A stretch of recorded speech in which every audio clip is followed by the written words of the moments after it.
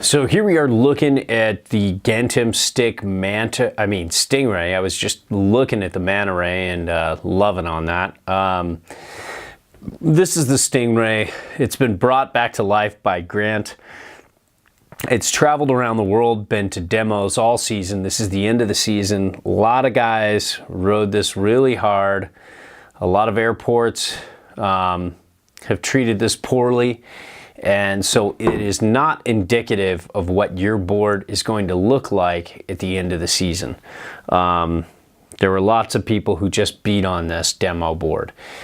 So excuse that and just, stay with me here. But you can see it is just feels a little more like a double ender compared to the Manta Ray 54 and 56. Is it that way? No, but it just feels more that way after riding that. It just feels a little less washy, a little more between the feet, but still very surfy, very directional. Kind of a little more on the free ride side of the snow surf world. I would probably call this free ride, but it's all subjective. You got that perfect, super fast black base, even after a long year of beating. Look at how pretty this looks like compared to the top sheet. It's got a couple things here and there from being ridden off piste a lot, but it's doing well. And I loved this board and loved it the most in Gentem's line until I tried the Manta Ray, and I just like that more. Kind of like slashy, more surfy feel off the tail with the Manta Ray compared to the Stingray. But the Stingray still has that kind of like fun directional drive. It's just a little less washy off the tail. You can drive a little more off your front foot on your turns, and it's really fun. This was Grant's favorite in line. You can see it has a really mellow camber underfoot, but for some reason you feel it a lot more on snow than you do here. Yeah, comparing this to my United Shapes Orbit and some of the Karuas we were riding this with, they definitely had more camber and more spring and more pop out of the turns, but it's a heck of a lot more than you would think for how much is here underfoot. And then you can see it transitions into just a long, floaty nose that's got a bit of rocker there. It feels like the rocker kind of, starts somewhere after the bindings. Probably long week. But you can see it, it kind of starts to early rise up there.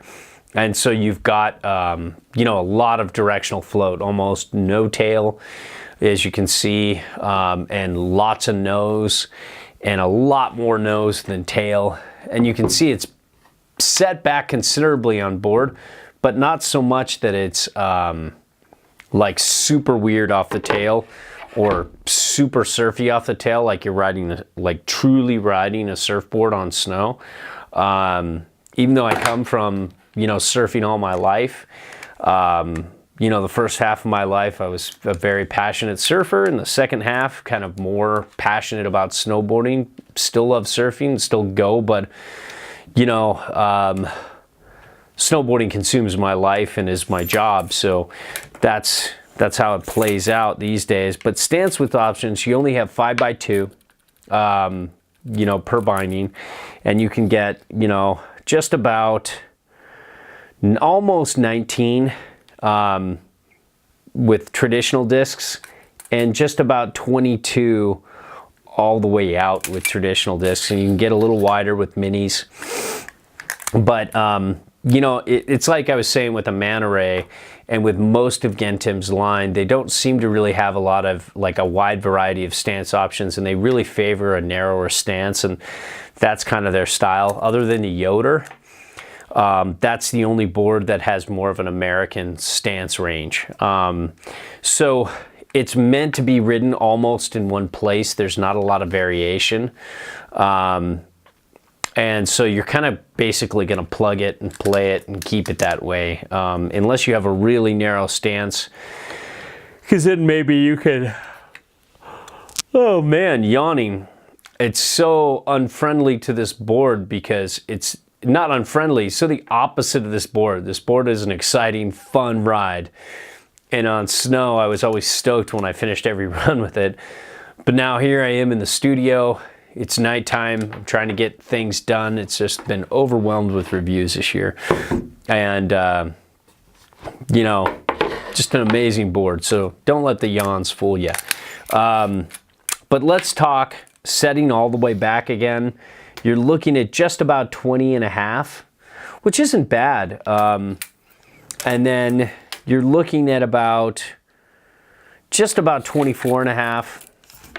And off the kind of the tail, which is kind of more fair, you're looking at just about 15 and a half. So just about maybe a little more than 9 inches back on board, which is a lot. So you're getting a pretty surfy ride. Even if you're all the way up, you're still pretty surfy. So all in all, I gotta go to sleep. The Gentemstick Stingray is still the board, one of my favorite boards in their line. And you know, years ago when I tested this when I was living in Tahoe, it was just one of those boards that was just super fun to ride, and I think it was even a favorite for a little while. But you know, kind of the one thing holding this and maybe the new Manta Ray 56 from being favorites and being like super recommendable is just the price point.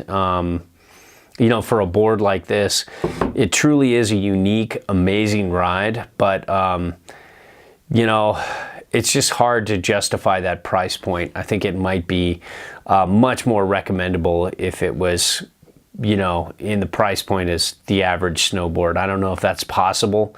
It's a small company and it's a very boutique style board. But you know, if you can afford it and you can make it happen and get a board like this, I'd personally want to own the Manta Ray 56, but this is a close second, and it's just a super fun ride. Great float and powder, really fun carving up groomers. We were lucky to finally get a little bit of groomer, a little bit of country, and a little bit of rock and roll. You know, we got a little bit of groomers, we got a little bit of powder, and we had a great time with this, and it was super fun. So there you have it. That's the Gentemstick Stingray.